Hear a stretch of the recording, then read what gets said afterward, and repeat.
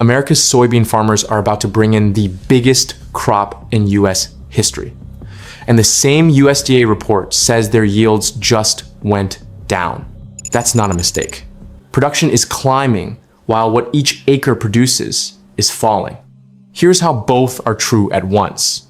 Which states are cashing in while others take the hit, and why the two numbers that matter most this month don't actually agree with each other. On August 12th, USDA dropped its August crop production report, the first yield estimate of the season built from actual grower surveys and satellite imagery, not just early projections. It's the number the entire grain market waits for every August. And this year, it landed with a genuine surprise. Total soybean production is now forecast at 4.519 billion bushels.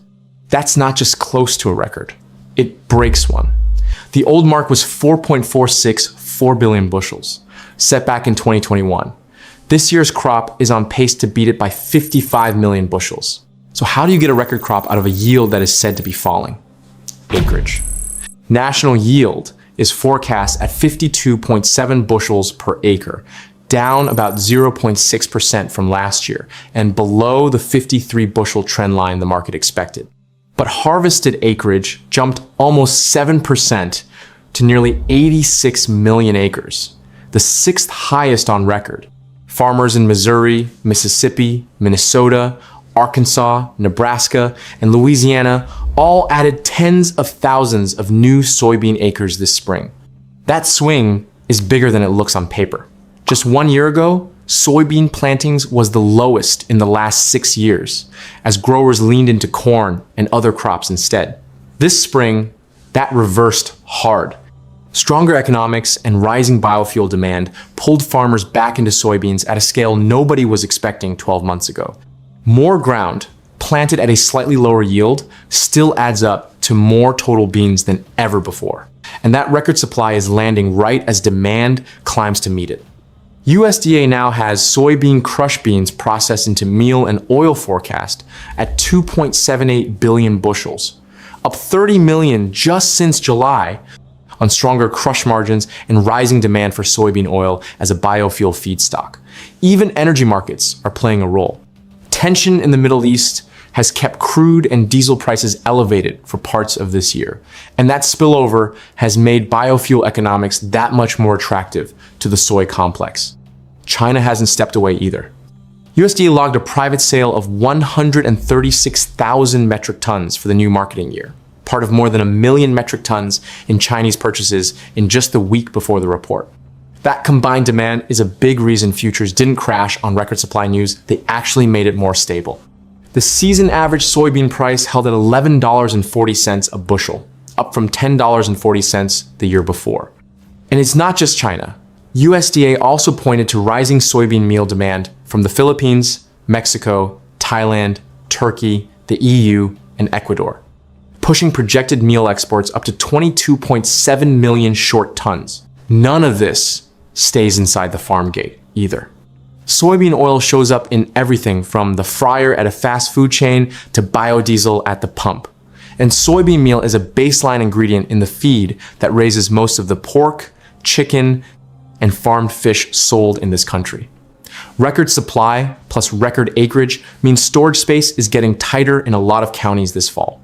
On the basis levels, the local price above or below the futures board will vary more than usual, depending on how close a farm sits to an elevator, a crusher, or an export terminal.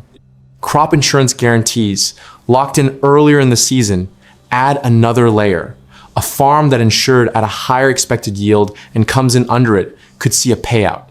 One that beats its guarantee banks the extra bushels at whatever the fall price turns out to be. That's the calculation playing out on a lot of kitchen tables this month. Sell now or pay to store and bet that October and November move the price in your favor. But not every acre is telling the same story though. Illinois, Mississippi, Indiana, and Ohio are all on track for record yields this year. Illinois leads the country at 67 bushels an acre. Mississippi's right behind at 63, Indiana at 62, Ohio at 58. Head west and south, and the picture flips hard. Kansas, Nebraska, Louisiana, and South Dakota are looking at some of the steepest yield declines anywhere in the country. A record national year does not mean a record year everywhere. Ask a soybean farmer in western Kansas, and you'll get a very different story than one in central Illinois. And Louisiana is where this story gets genuinely interesting. USDA pegged the state's yield at 47 bushels an acre. But an independent, condition-based Model 1, built off real-time weather and crop data instead of a farmer survey, puts Louisiana closer to 56. That's a 9-bushel gap, the widest of any state USDA covers this month, on a model that's historically been a strong fit. And this, a signal, this early forecast still has room to move, and it usually does. October and November reports tend to land closer to what actually comes out of the field once harvest gets underway.